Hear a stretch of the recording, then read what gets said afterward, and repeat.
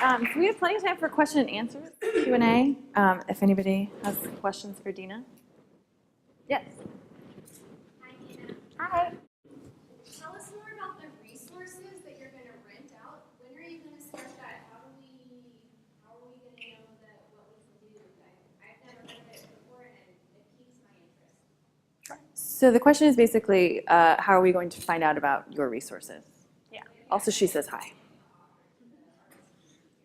Hi, Ashby. I used to work with Ashby at Gallery CA.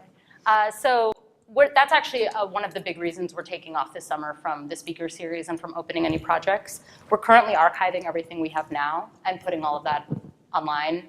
It should open, we hope, by the fall, I guess, but you'll get an email and take your iPhones out again, contemporary.org, join our mailing list to find out about those resources. And we're still trying to find a way to best sort of democratize how that process would work. But yeah, we've been experimenting with it a little bit this year. The galleries we worked with for co-hosts have been borrowing our equipment for shows, and we've seen them be able to take bigger risks and have artists sort of use equipment in ways that they needed that's now one less expense. One artist here today actually tried to borrow our speakers that didn't work, so that was good to know before that one went online. But yeah, that hopefully the fall, join our mailing list, and there'll be an announcement coming soon. And then it'll just be a portal on our website to like plug your name in, I want to borrow blank for X number of days. Don't break it or we hunt you down. Then I do actually turn into the watchdog that Katie was talking about earlier. Any more questions? Yes. Hi. How would you say your artistic background has helped you in business? That's my first question. And my second question is, what were some struggles that you may have encountered as a young creative in the business world to be taken seriously and to get where you are, to fight for the position of director? Mm-hmm. I have to repeat the question for the camera so everybody knows that I'm not just doing this for. So the question is, how does your artistic background contribute to your work today?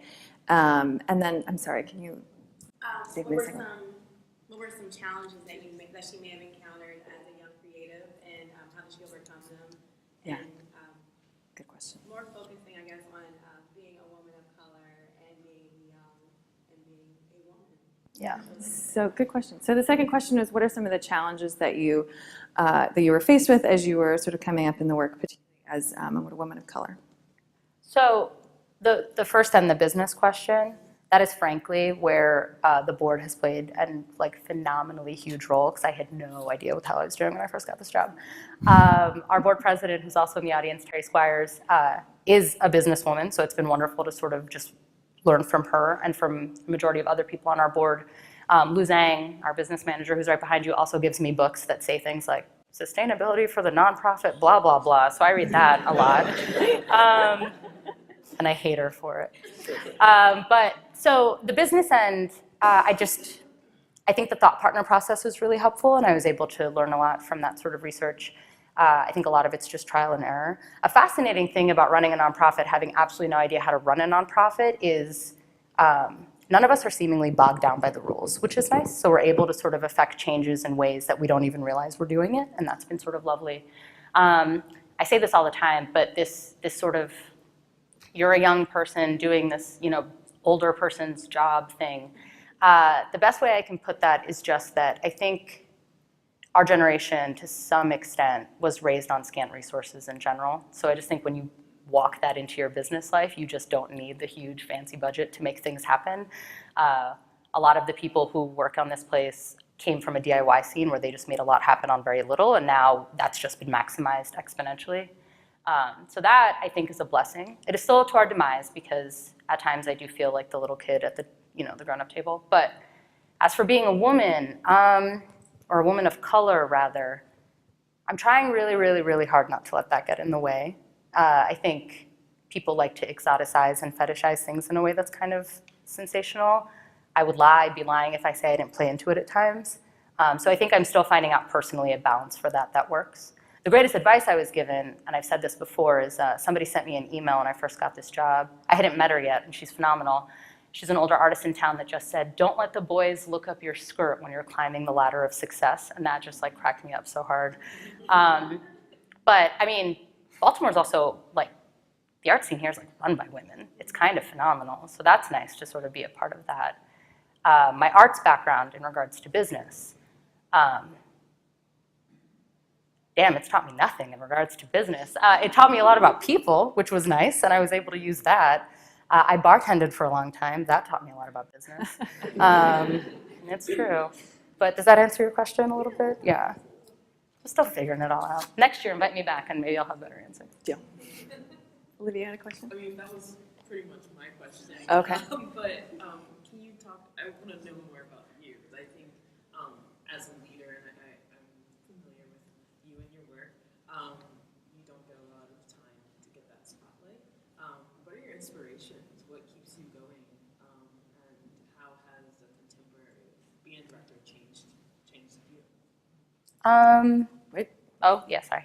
Damn it, I said I wouldn't do that. You're doing good. So the question is more personal. So just tell us about your inspirations, about yourself and how you feel like the contemporary has changed them. I would say that I am just really competitive to a fault almost. And I think walking into a job where I had to watch 6 to 10 people not shut a museum down, despite all the evidence pointing that they should absolutely shut this place down because it was going to be hard, was inspiration enough to probably get me through the next 10 years. It was just like, hell yeah, we are not going to let this thing die. I also use a lot of really bad like rap idioms, like go hard or go home, or, I don't know. That's true. Just like a lot of rap music gets me through my job for some reason. But no, I am very much inspired by my face is on this place all the time, but there's like dozens of people that work their asses off to make sure this museum not only survives but flourishes. So I think watching all these very separate bodies and entities and people come together to make something so large is just fascinating to me. And everybody has a different intention, but they're all really wonderful intentions. I also think that's something that echoes throughout Baltimore as a city and the creative community here. So that's really inspiring. But yeah, so rap music and sharing are my 2 inspirations and get me through my job. Yeah. Nice. Any more questions? Yeah. Recently, there's been a lot of press, or I've read a lot of press about exhibitions that are traveling in the backs of trucks and going into various neighborhoods. And considering the contemporary is a museum without walls, is that something you've ever considered, or do you ever envision a time that we would have that kind of situation in Baltimore? Interesting. So the question is basically, do you envision the contemporary ever taking this model where exhibitions are essentially traveling in the back of trucks, which is brilliant. So actually, I think I want to say it was it's either 91 or 96. In the 90s, at some point, we had an exhibition on the back of a truck, Alison Sarr's Catfish Dreaming, and that was pretty wonderful. Even talking to her about it now is really wonderful. Yeah, trucks are awesome. Yeah, people are doing stuff on trucks all over the country. Yeah, trucks are awesome. Yeah, trucks are great. Tweet. In the news yesterday, somebody stole a bus just because he wanted to drive it. Did anybody see this in New York City? His reasoning was just like, I wanted to drive a bus. When do you get to drive a bus? Which is great. But anyway, trucks are great. We are not closed off to any model of exhibition making yet. And again, just to be entirely frank, like we are still very much in the infancy of our project stage and figuring out exactly how to open projects on the resources that we have here. But trucks come up. One of my favorite projects, which I speak to sometimes, is Mike Kelly's Homestead, which Art Angels, a nomadic art organization in London, but they worked with the Contemporary in Detroit on a project where he built a replica of his childhood home and drove it around a truck throughout the city of Detroit, and it offered resources for anybody that needed them. So like on Tuesdays, it would give you a haircut. On Wednesdays, it would do your taxes. On Thursday, you could get like a banjo lesson. I thought that was a great project. And the artist sadly passed away during that run, so it ended up being this weird like memoriam to his life, which was kind of interesting. But no, we are not closed off at all to that idea. As for traveling exhibitions, because that's something we get calls up a lot, we have not yet committed to taking on shows that have existed elsewhere quite yet. And I don't want to say that we won't, but we haven't quite gotten there yet. Yeah, Kevin. Do you see a divide between the DIY energy that you talked about among people who've had maybe less economic opportunity, so they're forced to be more creative and just say screw it and do what they're doing, and more sort of traditional art, patronage community or art consumer community that, Mm-hmm. that maybe doesn't have quite such a familiarity or appetite for the DIY stuff? And if you do see that, how are you bridging that gap? Yeah, so that's, The question is basically, do you see a divide between the sort of the DIY community, those that are working with a bit of a scant budget, and then the traditional patronage community? And if you do see a divide, how do you bridge the gap? I think there's absolutely a divide. I think this city is one of the best I've seen at, let me choose my words really wisely here. There is a divide, yes. I think the city does a decent job, better than a lot of cities I've seen. We are absolutely interested in being that middle ground space. And I think it's something we decided pretty early on. And we spend ways every single day trying to figure out a way to bridge that age gap, that economic gap, that racial gap. Like, how do you create a space where all of those people can exist at once? And to be entirely frank, we've seen it at some of the events we've had, not at all of them, and we're trying to figure out why some tilt and others don't, and that's a little complicated. I think the arts needs both. I also think the arts, as I'm sure you know, Kevin, at your job, is walking into a phase where economically we cannot exist on this model anymore. Like, donors are becoming more scarce and scarce every day, and these younger generations are not going to fill that economic gap at all. So how do we make that work? I think the best way we're doing that right now in real time is the co-host series, where we're very strategically introducing a broader public to 13 artist organized spaces and saying they exist.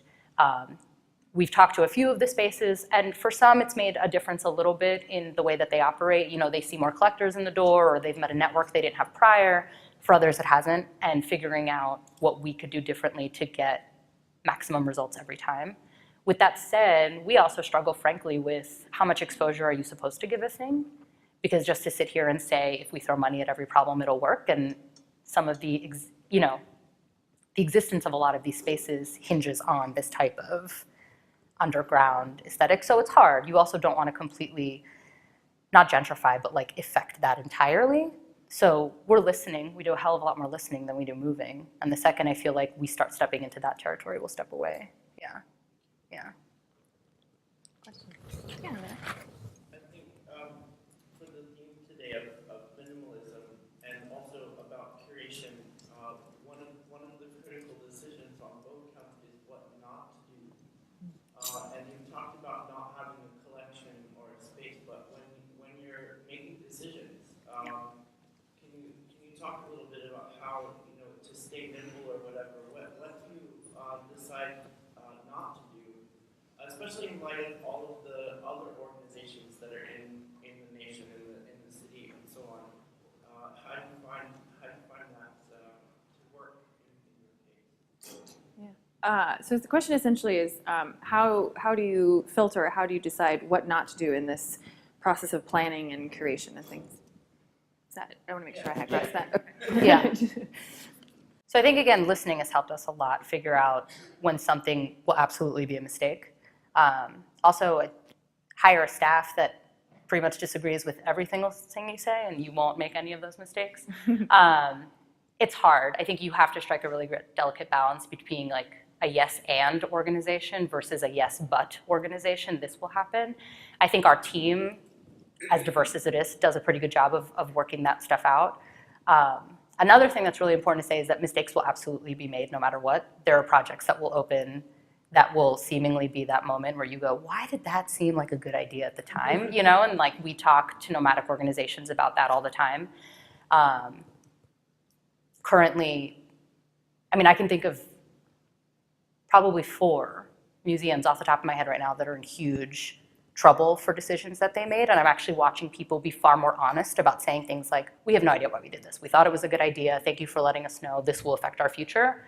So I think just taking a page out of that book. It's honestly also, resources are tough, so there's plenty of moments where you're just like, this could be a great idea, but we just can't make this happen right now. And I feel like if we work hard enough to be able to make it happen and find the resources needed, then there's seemingly a process to know that this is a good idea and things are falling into the right place. But I think that's just hard, in general to figure out when to say no. Sadly, I don't, even in our personal lives, I don't think we know that until it's like shit has hit the fan and I totally should have said no, you know. Yeah, there's also a few feelings I get deep down inside my gut where I feel so terrible. And if I look to my left and our staff on my left also feels this terrible, and I look to my right and the staff on my right also feels this bad, we know never to do that again, you know? So I think it's just a lot of conversations. So. Could you talk a little bit about your work with students? Sure. Could you talk a little bit about your work with students? Yeah. So the only long-term partnership we have running right now is with the Baltimore School for the Arts, so we're fairly active there. Does everybody know about that place? It's the public magnet arts high school in the city. So students get in only on their portfolios, their economic status, geographic location. Academics are not taken into consideration. And then the school sort of has a very rigorous academic program. We do a lot of work there, and we love them very much. And their students are great. And we try as hard as we can to work with the students as much as possible. Baltimore's a university city. We're just starting to get into there a little bit and work with students there. We also struggle a lot on staff. For example, the resources that we have, the equipment, the studio visit program. Do we do that for students? You know, because they sort of have a bunch of resources at their disposal at their schools. But at the same time, we don't want to cut out students because students are awesome and there's a tremendous amount of them in the city. We lecture a lot between the staff that we have, and we go to universities and give a bunch of talks and do critiques and studio visits.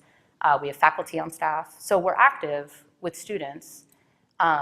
We do have a project coming up in the next few years at Hopkins that will be the museum running a class. So that'll be an interesting experiment for us. Like a project will open out of a classroom. And I think we're trying to see how that model could function. So they're there. They're there because they kind of have to be. Also, they rock, and they're so nice to us all the time. Students are the best. But I'd say the strongest student base we have is the BSA. And I did give an interview once to a bunch of second graders that at Roland Park that kept cutting me off while I was answering because I obviously talked too much, and they kept being like, that's enough. I was like, oh my God. But they were like 11 or 9. I don't even know how old second graders are. Such good editors. It's crazy. I'll make sure I don't ignore over here. Any questions over here? Yeah. I'm kind of interested in your education background, being a Rutgers student, also a Micah student, and just like I have a lot of experience with both those communities and how those diverse experiences affect your work now.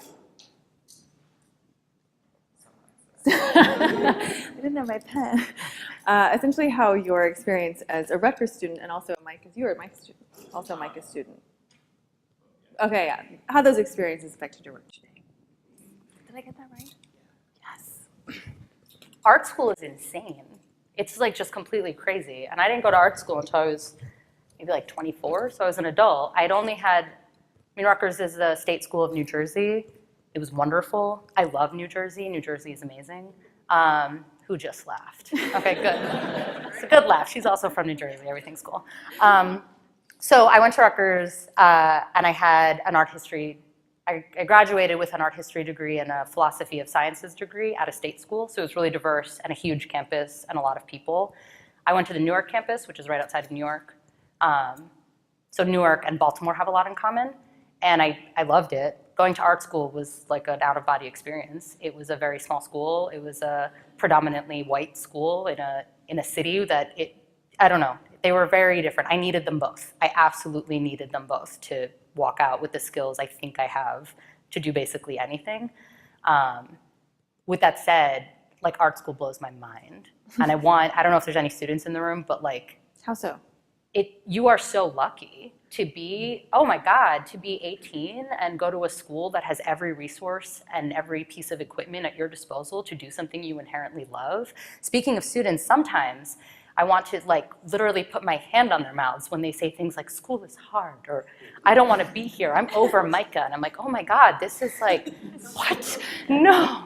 It's amazing. I think it's great to go. Like the fact that we live in a country where we have the freedom to express ourselves that way and there's a university infrastructure to like support that is incredible. With that said, it costs a shit ton and I have no idea why that exists. Like, that's a problem. But I needed both. I appreciated both. I think everybody should diversify their So even, for example, I hear MICA students sometimes take like economics classes at Hopkins or accounting classes at UB, and I think that that's wonderful, and you should supplement your art education with other things to some extent. Crystal, I did take a business class. I didn't do anything though. I didn't really learn anything at Rutgers at my business class, but does that answer your question at all? Like just, yeah, sorry. So as somebody with a business background, but I love all things creative, in your experiences, like what kind of lessons and what kind of assets have business people brought to your creative process? Yeah, great question. This is also why I love Creative Mornings, because there's like people from every field, and that business people are great. I heard that. Yeah, what do you feel? What assets do you feel like business people bring to the creative fields? All of them. Is that an answer? Yeah, museums are still businesses, you know? They're still businesses. We still have a bottom line. We still have to make all the numbers work. I had to YouTube accounting when I first got this job and read about QuickBooks on like Reddit forums to figure it out. But no, I think business people bring a tremendous amount of assets. And I think if you have a natural disposition to be creative or appreciate the arts, then that's exponentially more helpful. With that said, I do want to go back and say that not being so completely trained in those fields has been helpful still to give us the freedom to sort of wiggle stuff around a little bit and not stick to like the narrow path of like accounting has to be this. I think the nonprofit sector nationally is undergoing a little bit of a revolution at the moment in every sector, so that's nice to see business people that are looking to try to resurrect the nonprofit sector to be more sustainable than it has been in the past. I every day consider going back and getting a business degree. So I do think it's helpful enough that I am considering, or would maybe consider going back to, I don't think I'll actually do it. I don't know why I'm like saying this. My dad is gonna watch this video and call and be like, you said you'd get an MBA, you said it, you're gonna go now. But no, I think having a business background is very helpful. And I think that remembering that your friendly museum that probably made a financial decision that you didn't like or read in the paper is still a business and has to figure out a way to keep its staff employed and pay its rent and expand in a world that's constantly telling them they have to do everything bigger, badder, stronger is problematic. I feel really bad for organizations that are perpetually slammed in the press for making horrible decisions. Like, it's like you can't, it's like, which kid do you save if they're hanging off a cliff? It's like you can either do this or this, and there's the same pot of money. And so I think having people with a business sense to sort of explain that is nice to have.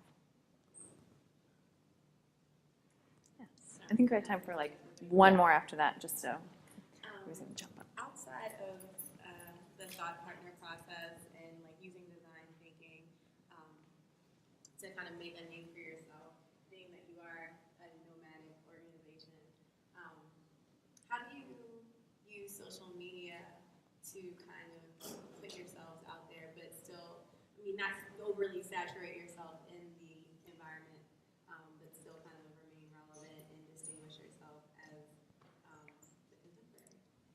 Yeah, that's probably one of, oh, sorry, Katie, I remembered. That's all right. See, I understand. Essentially, I'm going to summarize that. Essentially, how do you use social media in a way that reflects a balance between relevance and playfulness, somewhat? Is that? That's probably one of the biggest challenges we're actually going through right now, namely because I'm the person responsible for our communications at the moment, and I have no idea what I'm doing. Lou has to text me with things like, remember to post this today. And I'm like, damn it, yes. I think some of the advice we first got from our thought partner process was don't do too much to not saturate your market, and that's a challenge because you also need to, on one end, you're in a funding world where if you're not doing stuff, nobody's going to give you anything. And on the other end, if you do too much, people won't see it. It's like visual overload. I think right now we're trying to make sure our programming is unique in that way and doing things that maybe are not being done already and on the other side of that, not doing things other organizations are already doing and competing in that way. So yeah, so I think it might be too soon to tell how to do it better, but we know we need to use social media and communications to brand ourselves, especially without a building. And I think it's something the first team, the first nomadic contemporary team in the 80s and 90s still say was their biggest downfall, is that at that time, there were not the tremendous amount of resources we have now to sort of spread your message. And even now, like Mining the Museum, that project at the Historical Society, just won 50 greatest exhibitions of all time. And I literally like heard this and emailed every publisher I could find to be like, is the contemporary mentioned? Is the contemporary mentioned? Because people just immediately associate it with the Historical Society and forget the contemporary was here, which is not, I mean, it totally makes sense, you know. With the exception of a banner, there wasn't a lot available to secure that they were there. So we're trying not to make that mistake. We almost have the opposite problem. You can brand the hell out of yourself, but then you're competing with everything around you that's also phenomenally branded and have like PR engine machines, and we're just not there yet. That'll probably be the next place we think to grow as an organization and as a staff and as sort of like a governing body. And we have Deborah Rubino, who's right there, who's our communications person and is on our board, and I just call her all the time and go, what the hell do I do? And she goes, do this, and do this. And then I thank every god around that she exists. I'm going to steal the last question. Damn, Katie. As a curator, not so much as a businesswoman, but as a curator, where do you see the contemporary in 5 to 10 years?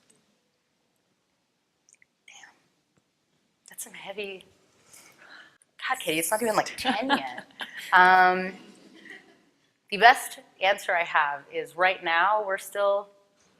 You know when you first start dating somebody and every good thing that happens is like the best thing that's ever happened, and every like tiny small blip is like the worst thing in the entire world? We're still there. Every success is still way too big and every failure is way too devastating. So my hope is that 5 years from now, that doesn't exist anymore and there's a little bit more stability and it's just like, oh, today was a good day or today was a bad day, and not so many high highs and low lows. My other hope is that we can grow the staff and stabilize that staff, because I think job creation for us is really important. And I think we can play an active role for that in the city. Yeah, I want so many New York Times clippings that like we have an entire wall wallpapered in them. So there's also that. So that's just my own personal dream. Yeah, programming, I think it's still too soon to tell. I'm still getting to know the city too much to figure that out. But yeah, thank you, everyone, very much.